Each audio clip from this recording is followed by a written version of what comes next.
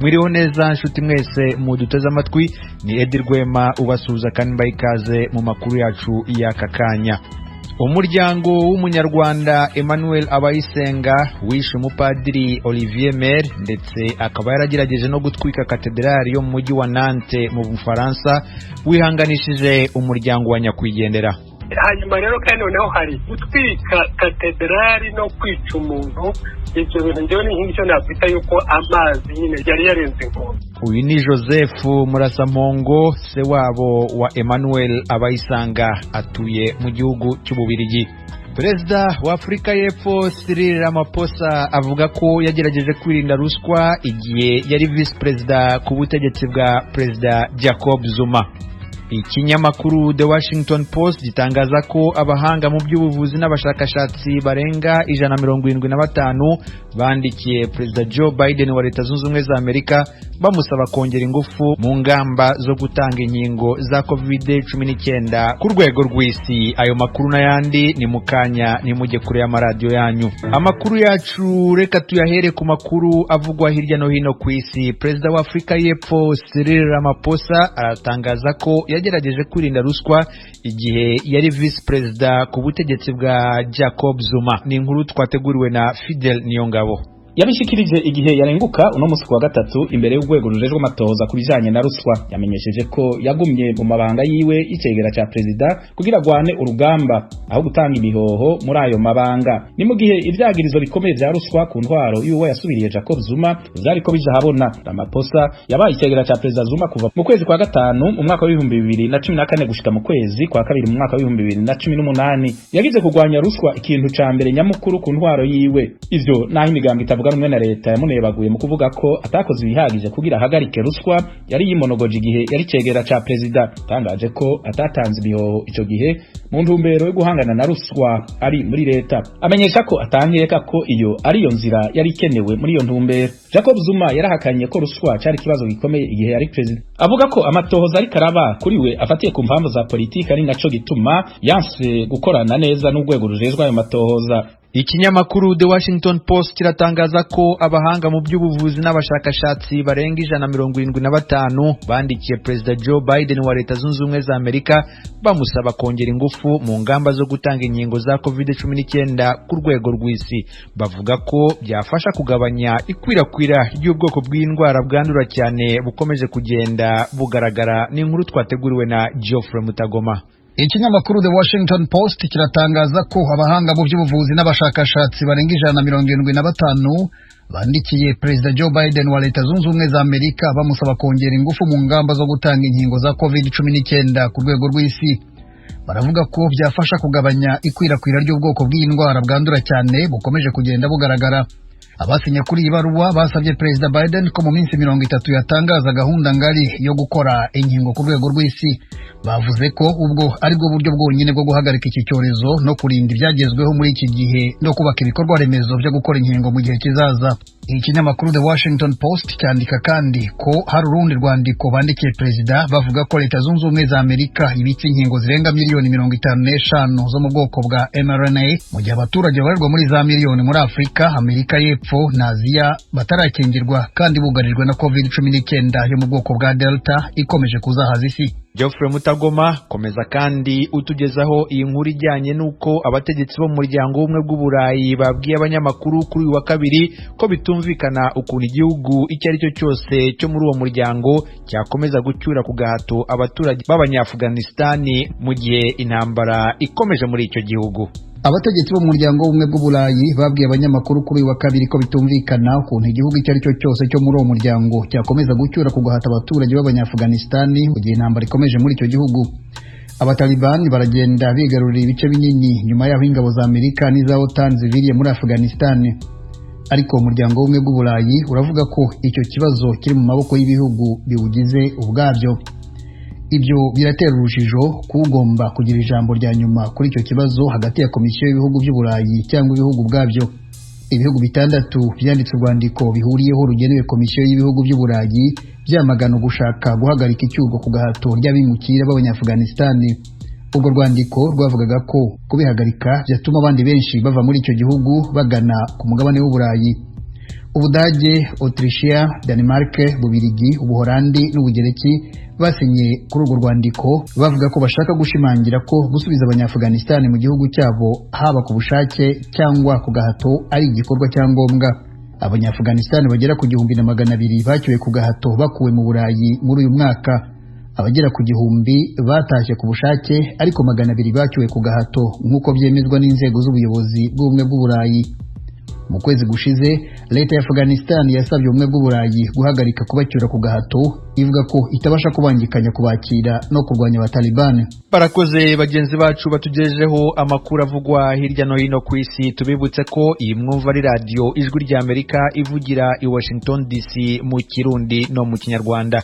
Mushobora kandi gukurikira ibiganiro byacu munyuze ku rubuga rwacu rwa internet kuri wa3.radio@voa.com. Mukanya turanyarukira mu karere k'ibiyaga bigari. Umuryango w'umunyarwanda Emmanuel Abayisenga wishe umupadiri Olivier Mer ndetse akaba yaragerageje no gutwika katedrali yo mu mujyi wa Nantes mu Bufaransa wihanganishije umuryango wa nyakwigendera.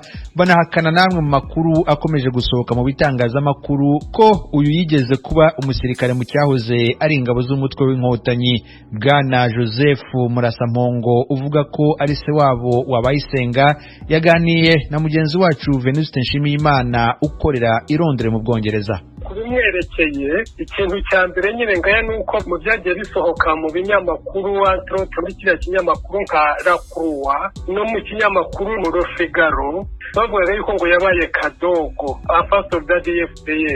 Ibyo rero nibyo mpakana, ntabwo yigeze ajya muri parmi les afasoda DFPA. Hanyuma noneho cyane ikintu cyari kimpangayikishije nuko muri biriya binyamakuru bavuga yuko ngo ise wa Abayisenga ngo yaba yaraciriwe imanza na gacaca ngo bikamuhamya ibintu bya jenoside. Ibyo rero nibyo nahakanaga. Ikindi nuko bavuga ngo hari sononcle, icyo kintu rwose nicyo ahari cyanatumye kuko hakomezwaga kuvuga byinshi, yenda nkavuga nti soso de la contact ko nabonye bashaka gukomeza kuvuga ngo hari sononcle ngo wakatiwe igihano cya burundu mu Rwanda ngo uburimo gupirija satene mu Rwanda ngo kubera ibintu bya jenoside.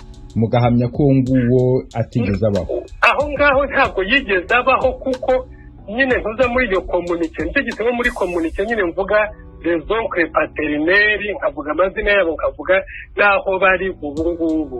Les oncles maternels nabo nkavuga bari bo kandi berekana ko bapfuye. Ubwo nta handi hantu mbona bavana so oncle wubu. Ariko muravuga ko nubwo bwose atabaye kadogo yabaye umupolisi mu ngabo z'u Rwanda. Ibyo ndabivuga nyine mvuga yuko ajya no guhunga jenoside pate mu bibyo ngibyo, ariko ajya guhunga we yavugaga yuko abona amerewe nabi mu kazi ke, yabonaga sekirite ye itakirasi. Hashize hafi mwaka iriya katedrali y'Nantes Abayisenga agerageje kuyitwika. Icyo gihe sukugerageza yarayitwitse rwose, yarayitwitse. Bikimara kuba nubwo bwose uyu munsi mwihanganisha abakirisitu ba katedrali ya Nantes, kuki icyo gihe nta kintu mwavuze? Ekute nuko nakubwiye hari ntuza de la contari. Hanyuma rero kandi noneho hari gutwika katedrali no kwica umuntu. Ibyo bintu njyewe ni nk'icyo nakwita yuko amazi nyine yari yarenze inkombe. Hashize umwaka urenga Abayisenga bamwitiranya n'uwatari we, bamwandikaho ibitari byo, bavuga ko ari kadogo kandi uvuga ko atigeze abawe. Kuki nk'umuryango mutagiye hanze ngo muvuge yuko uwo bavuga atari we, muvuge neza Abayisenga uwo ari we nyirizina? Ibyo bintu twari twabihaye Ndagijimana ngo abituvuge, kandi yarabivuze, kandi ibyo yavuze nyine avuga ibyo twamubwiye nyine. Kugira ngo agere kuri biriya bintu musanga ari iki cyabimuteye? Mubona kura hari ikintu mwabonagamo cyari gutuma ashobora kugeraho atwika kiliziya ndetse akanica umuntu? Inzira zose yabayemo, ntabwo yavuye mu Rwanda ngo agende ajya mu Bufaransa. Hari izindi nzira ndende yanyuzemo mbere yo kugera mu Bufaransa. N'ahagereye mu Bufaransa nta contact twakunze kugirana nawe. aho rero kujya kuvuga ngo nk'ubu njyewe ndi hano mu Bubiligi, iyo ajya kuba nka hano mu Bubiligi yenda akaba ari umuntu nashoboraga nari mfitanye kontakite nawe, yenda nashoboraga kuba navuga nti nabonaga afite iyi komporutoma. Kuva yagera mu Bufaransa ntabwo nigeze mbonana nawe, ntabwo ku buryo navuga ngo uyu muntu ngo ndabona ntuzafite za komporutoma izo spesiyo.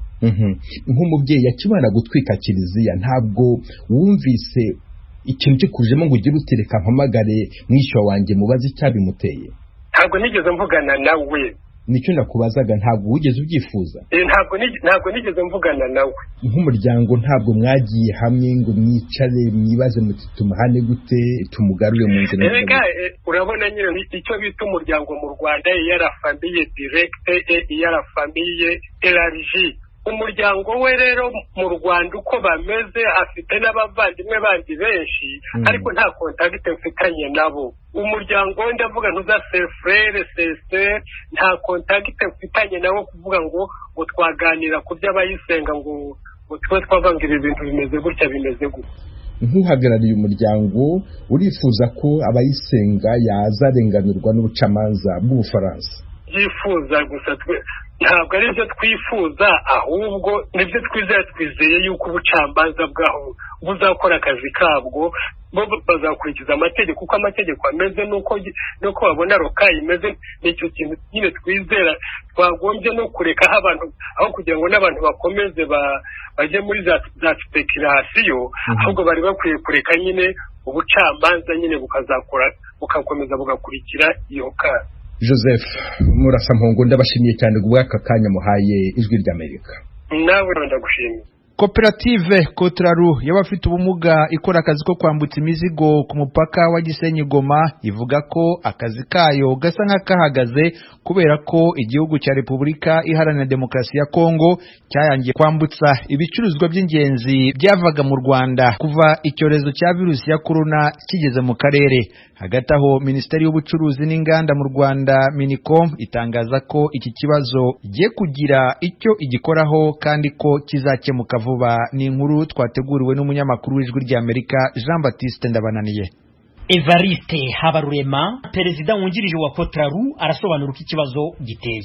Twatakaje akazi kenshi twari dufite mbere, uyu munsi ko tugifite. Twatwaraga ibintu tubikuye hano muri Majerwa tubijyana muri Kongo, twashoboraga kugutwarira abantu imiceri tukayambutsa muri duwane ya Kongo, ariko uyu munsi byarahindutse. Kongo yaranze, buretse gutwara ibyo kurya bisanzwe iby'abaturage basanzwe, ibishyimbo, ibigori, amatomati n'ibyo. Habarurema avuze ko basigaye batwara ibiribwa bivuye mu mirima y'abaturage mu gihe mbere batwaraga ibicuruzwa byose byo muri Majerwa.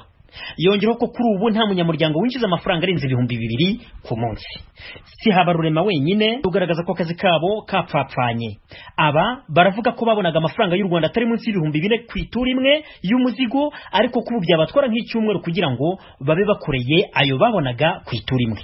Wabona ituru naho wayibona mu cyumweru mo 2 nangwa 3. Ituru ashobora kwinjiza ngahe? 4,000. Ngo mu cyumweru wabona mo 3 kari 12.